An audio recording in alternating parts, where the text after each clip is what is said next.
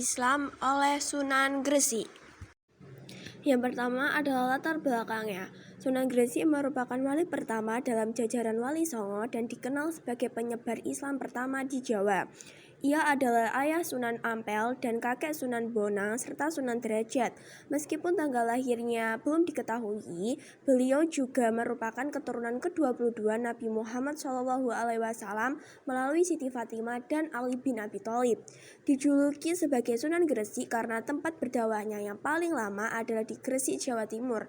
Pada tahun 1371, Sunan Gresik pertama kali datang ke kota Gresik dan mulai menyebarkan agama Islam dengan cara berdagang.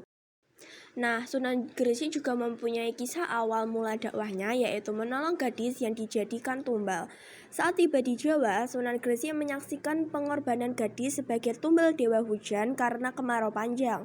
Saat Sunan Gresik hendak menghentikan upacara tersebut, dua pria besar mencoba menyergapnya, namun kaki mereka mendadak lemas. Mengetahui gadis itu korban ketiga, Sunan Gresik bersama muridnya melaksanakan sholat sunnah istisqa untuk memohon hujan. Tak lama, hujan deras turun. Orang-orang yang ingin menyembahnya diarahkan untuk bersyukur kepada Allah Subhanahu wa Ta'ala. Setelah itu, mereka diajarkan mengucapkan syahadat dan memeluk Islam. Inilah dakwah pertama Sunan Gresik di Jawa. Yang kedua adalah metode dakwahnya. Sunan Gresik berdakwah dengan membuka praktik pengobatan gratis, terutama bagi masyarakat kurang mampu.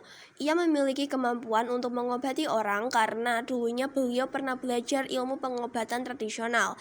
Beliau pun memanfaatkan keahlian ini untuk berdakwah. Ia tidak pernah membeda-bedakan golongan masyarakat untuk metode pengobatan ini.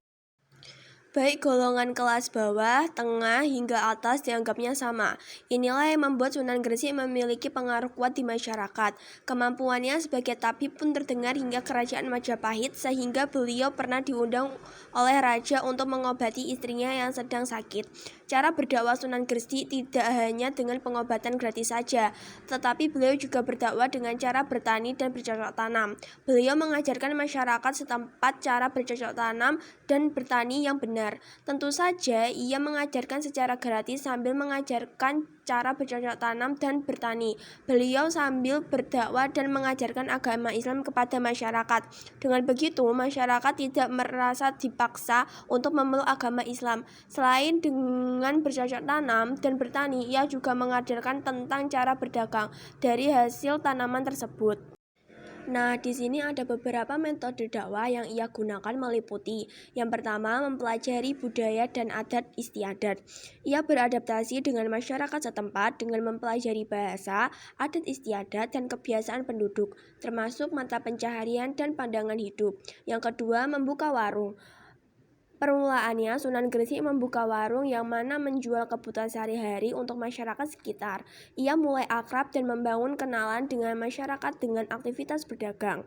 Warung yang ia dirikan sangat ramai pengunjung, lantaran ia menjual barang-barang dengan harga murah dan tidak mencari untung, sehingga masyarakat senang sering mengunjungi warungnya. Yang ketiga, menjadi tabib. Sunan Gresik juga pandai dan mengerti tentang masalah kesehatan, mampu meracik obat-obatan untuk berbagai penyakit dan orang berobat kepadanya banyak mendapat kesembuhan. Dalam praktik pengobatannya, ia juga tak memungut biaya sepeser pun.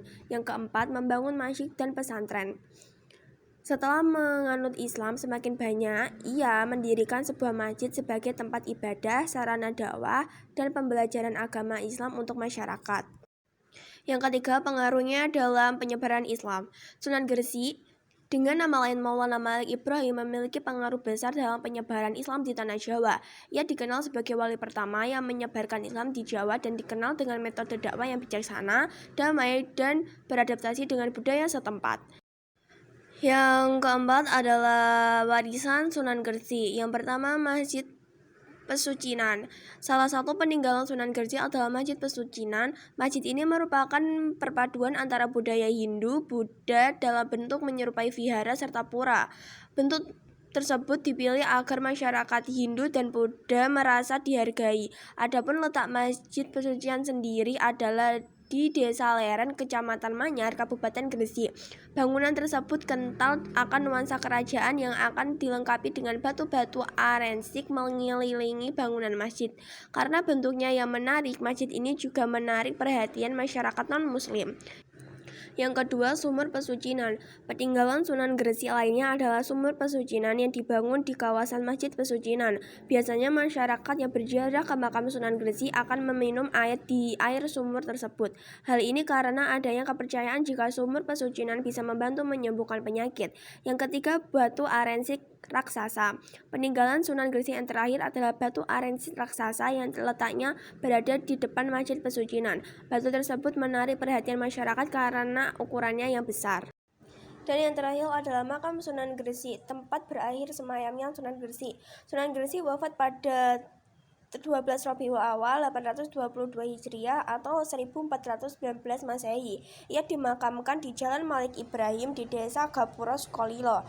Jaraknya sekitar 200 meter dari alun-alun Gresik. Akses ke makam Sunan Gresik mudah dijangkau dengan transportasi umum. Makam Sunan Gresik sering diziarahi dan menjadi salah satu destinasi wisata religi di Gresik.